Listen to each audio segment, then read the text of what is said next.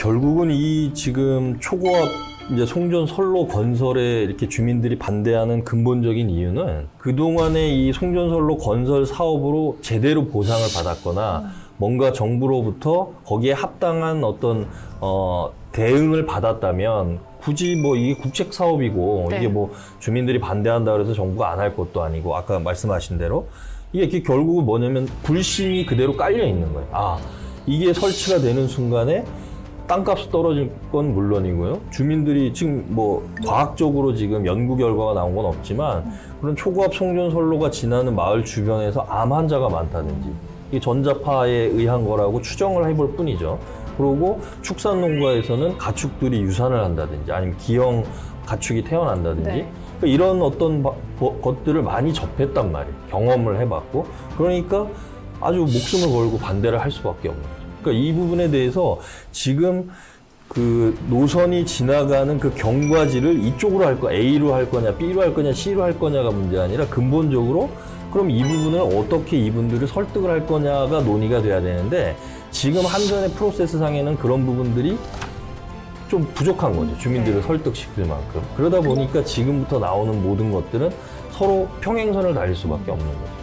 혹시 이런 뭐 저 국책 사업, 특히 이제 이런 송전선로 건설 관련해서 보상에 관한 어떤 법률 근거 뭐 이런 것들은 혹시 변호사님 혹시 알고 계신 게 있나요? 만약에 이거는 어쨌든 그 송전선로를 건설을 하려면 그 부지를 매수를 해야 되는 부분일 테고 이제 설치되는 곳에는 재산권 행사를 할 수 없기 때문에 그거는 이제 토지소용법으로 이제 일반 원칙으로 가서 보상을 받게 될 거고요. 추후에 이제 설치된 이후에 또 발생할 수 있는 손해에 대해서는 따로 이제 보상법에서 규정하고 있는 건 아니고 그걸로 인해서 정신적이나 육체적 피해를 입은 경우에는 뭐 일반 민사소송 제기해서 송전탑을 뭐 철거를 하라든지 배상을 하라든지 그런 소송으로 접근을 해야 될 거예요. 그래서 송전탑 설치된 이후에 이제 한전에서 이제 고압 송전탑 설치할 때 해당 토지 소유주들이나 그 인근 주민들의 뭐 동의를 충분히 구하고 충분한 배상을 하고 또 토지에 대한 정당한 사용료를 지급을 해야 되거든요. 그런 절차 없이 이제 좀 그 공익적 이익만 강요를 해서 설치를 하다 보니까 요즘 송전섭 철거 관련해서 소송도 굉장히 많은 편이고 또 판례도 굉장히 많이 형성이 되어 있어요. 그래서 뭐 설치 당시에 토지 소유자하고 매수나 수용에 대한 충분한 협의가 이루어졌는지 그 이후에 사용할 때 충분한 보상금을 지급을 했고 또 충분히 그 사용료를 계속 잘 지급하고 있는지 그런 여러 가지 조건들이 딱 이제 요건처럼 딱 확립된 것들이 있어서 송전탑 철거 소송이나 손해배상 소송에서 딱 정형화되게 지금 진행되고 있는 게 꽤 있어요. 네. 말씀해주신 대로 지금 이제 기존 765 송전탑에 대한 피해 보상이 제대로 이루어지지 않은 상태에서 500kV 송전탑을 추가로 설치하니까 이 부분에 대해서 주민분들이 반발을 하고 있는 것 같은데요. 그러니까 한전은 주민들의 입장을 최대한 반영하기 위해서 입지선정위원회라는 절차를 거치고 있다라고 하는데 이 입지선정위원회 자체에 대해서도 지금 주민들이 불만이 많은 상황이잖아요. 그러니까 그게 주민들 입장에서는 이런 행정 절차 자체를 인정할 수가 없는 거예요. 왜? 그 선결 조건으로 기존에 경험해 봤던 것들을 비교해 보면 요거는 요식행위나 행정 절차에 불과하다는 거예요. 거기에 우리가 조금이라도 뭐 발을 담그는 순간에 그건 행정 절차대로 쭉 진행이 돼 버리니까 아예 백지화를 하는 상태에서 논의를 해보자. 아니면 우린 받아들일 수 없다. 이제 이렇게 나오는 것 같은데 그 간극을 좁히기 위한 대안들이 나와야 되지 않을까 그런 생각이 좀 들어요. 저는 제 개인적인 의견을 좀 피력하자면 어쨌든 이제 국책 사업이기 때문에 어떤 협의 없이 주민들의 입장에서도 그렇고 정부나 한전의 입장에서도 그렇고 어떤 협의안이 나오지 않은 상황에서는 결국에는 결론이 없을 거라고 봐요. 나중에는 뭐 정부가 강제적으로 추진할 가능성도 있고 그렇다면 주민들이 참여해서 더 관철시키는 게 맞지 않나라는 개인적인 생각을 갖고 있습니다. 이게 참 어떻게 풀어가야 될지가 어려운 건데 이게 이제 과거하고 다른 거죠. 과거에는 국책 사업이면 그냥 밀어붙이면 되는 거였어요. 정부가 공익적인 목적으로 하는 거기 때문에 다만 거기에 대해서 보상을 할 수 있는 법적 근거를 적용을 해서 하면 주민들이 반대하고 말고 그냥 밀어붙이기였단 말이에요. 근데 지금은 그럴 수가 없는 거예요. 주민들이 이렇게 뭐 사생결단으로 반대하고 나간다면 사업 일정은 물론 정해져 있지만 이분들을 설득하기 위한 대안들을 더 내놔야 되는 건 맞는 거예요. 그래서 참 쉽지 않은 문제인 것 같아요. 그 마찬가지로 지나는 그 뭐라 그래야 되죠? 이제 경로에 있는 주민들은 굉장히 또 마찬가지로 20여 년 이상 건강 피해에 노출됐을 거고요. 뭐 삼척 36.9km, 평창 29.5km. 지금 굉장히 많은 송전 털탑으로 인해서 경강회선뿐만 아니라 그렇죠. 그 선로가 지나는데 거주하는 수많은 주민들이 그 건강 피해에 시달려 왔는데 지금 또 이제 송전 선로를 설치하겠다고 하는데 반발이 있는 건 저는 당연하다고 밖에 볼 수 없다고 봐요. 피해를 국가적인 측면에서는 반드시 필요한 사업이라고 하지만 사실 강원도의 입장에서만 보면 이 전력은 사실 대부분 이제 그 수도권에 공급되는데 그럼 강원도는 희생을 근데 해야 이게 되죠. 얼마나 그러니까 뭐라 그래야 되나 이게 웃기는 거예요.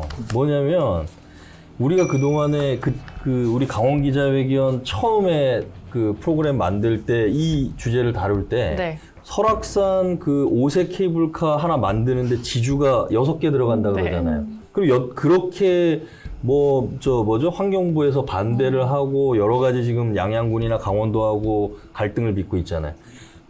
지금 산양 얘기도 나왔고 뭐가 나왔었잖아요. 그럼 5,000개 설치될 때 환경부 뭔 일을 했냐 이거죠.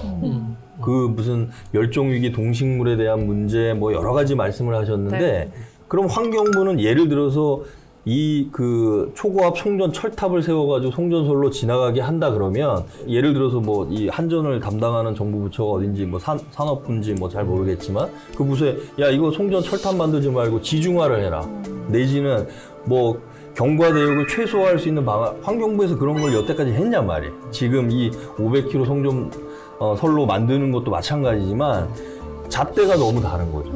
강원도가 정치력이 힘이 없다 그래서 그 설악산에 5세 케이블카 지주대 6개 세우는 거는 그렇게 난리 치면서 못하게 하면서 지금 이 백두대간을 관통해서 5,000개씩이나 놓고 있는 데에 대해서 대안 마련은 왜 요구를 안 하냔 말이에요. 환경부는. 그 송전철탑 같은 경우에 이제 765를 기준으로 하면 좀 이제 365인가요? 조금 사이즈가 작은 것도 있고 여러 가지가 있는데 765를 기준으로 하면 이제 송전철탑 하나를 세우는데 그 산림이 한 600평방미터 정도가 훼손이 된다고 해요. 그리고 아까 5,100기라고 했으니까 그러면 엄청나네요. 축구장 한 180개 정도의 면적 산림이 지금 훼손된 거로 보면 되거든요. 그렇죠. 근데 사실 강원도에서 전력 사용하는 거는 전국으로 보면 한 3%가 한데 그렇게 많은 사실 일방적인 희생을 강요하는 게 아닌가 하는 생각이 들어요. 인구도 적고 좀 정치적인 힘도 약하다는 이유인지 어쨌든 너무 일방적인 희생을 강요하고 또 이게 또 이렇게 또 지나가다 보면 지역 개발도 또 안 될 가능성이 있고 해서 이게 또 수도권 전력 공급한다는 목적도 있지만 거기에 대해서 정말 강원도가 소외되고 배제되고 희생을 강요당하는 상황인 것 같아요. 네, 그럼 오늘 저희가 나눈 이야기를 좀 정리하는 한 줄평 뽑아보겠습니다. 일단은 요즘 이제 강원도를 찾는 대선 후보들 많잖아요. 근데 이 후보들이 꼭 강원도 와서 하는 말이 강원도의 희생을 보상하겠다 이런 말들 좀 많이 하는데 꼭 이게 선거철에만 이런 얘기가 나오는 거 아닌가 좀 이런 아쉬움이 들더라고요. 그래서 정치인들의 약속 말로만 끝나지 않길이라고 하겠습니다. 정치인들의 약속 말로만 끝나지 않길. 알겠습니다. 무난하게 준비하셨네요. 아까 이제 저희가 이제 굉장히 서로 양보하기 어려운 사안이고 결과를 내기 어려울 거라고 이제 많이 예상을 했는데 근데 결국에는 이제 정치적인 영역이라고 생각을 해요. 우리가 정치에 대한 불신이 굉장히 깊고 정치판 이렇게 굉장히 안 좋은 표현을 쓰면서 정치에 실망하기도 많이 하지만 사실은 이제 정치의 아름다움은 결국엔 저는 중재와 타협에 있다고 보거든요. 한 줄로 해야 되는군요, 참. 정치의 아름다움은 갈등 조정과 중재. 이 정도로 정리를 해보겠습니다. 저도 빨리 할게요. 국장님 하시기 전에 빨리. 아까 이거 기사를 계속 찾아보는데 마을 주민들 간에 그렇게 막 싸우시더라고요. 근데 마을 인심 다 사라지고 마을 공동체 다 깨지는 상황 같아요. 그래서 주민 동의 없는 국책 사업 마을 인심 다 어디로 뭐 이렇게 해봤습니다. 저는 여기에 좀 와닿아요. 아까도 이제 말씀드린 거지만 한 줄로 얘기하면 강원도는 더 이상 수도권의 희생양이 아니다. 이걸로 합축할 수 있을 것 같아요. 대안을 마련해야 됩니다. 네.